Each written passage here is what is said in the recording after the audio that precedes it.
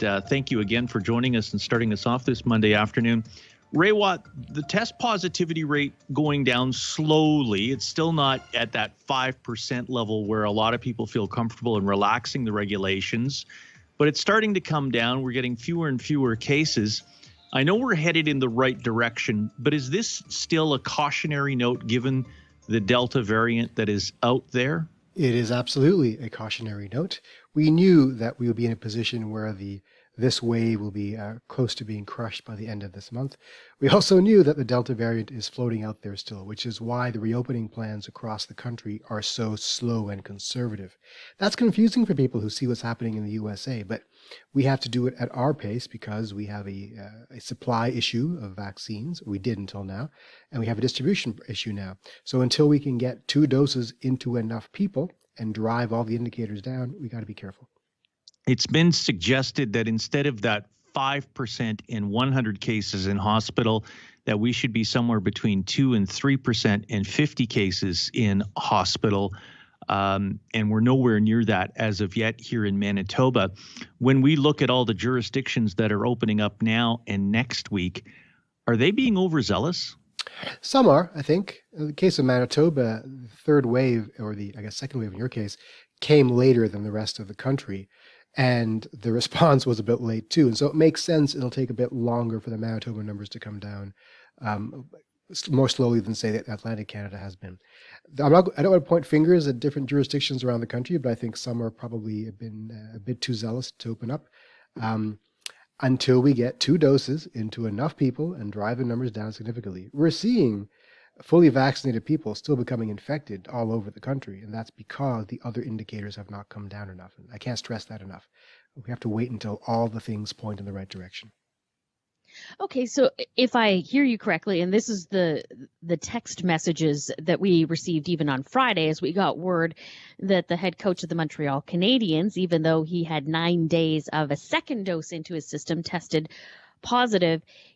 From what you're saying, that it's not so much that his vaccine didn't work, but there's just so much other virus circulating that we're not really giving that vaccine a true opportunity to do its job. That's a part of it. But really, remember, the vaccines aren't perfect. They're about 90% effective against the Delta variant, which means that 90% of people are going to be well protected and 10% won't be.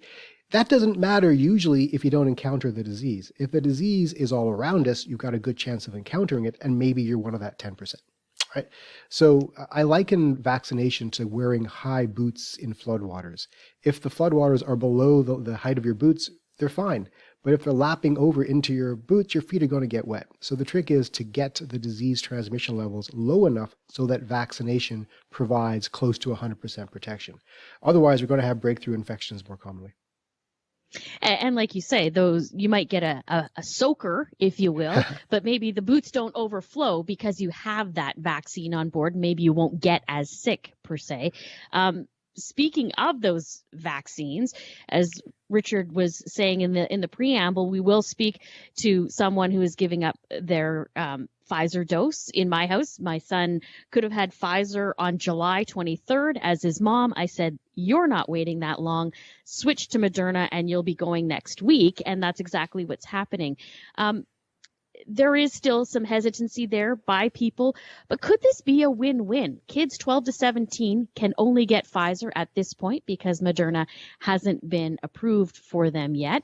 And by being gracious and saying, I will give up my Pfizer dose to a kid 12 to 17, could you wind up with better immunity by doing that mix match? It's possible. This is what we know about mixing AstraZeneca and an mRNA vaccine. It looks like it might even be better than 2 AstraZeneca shots. What we know about mixing mRNA shots, i.e. mixing Pfizer and Moderna, is it's probably at least as good as 2 of the same.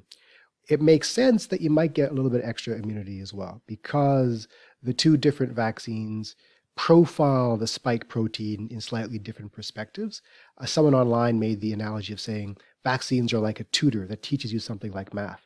2 different tutors give you different approaches to solving the same problem. So having 2 different approaches to solving the problem of COVID in your body can't be a bad thing.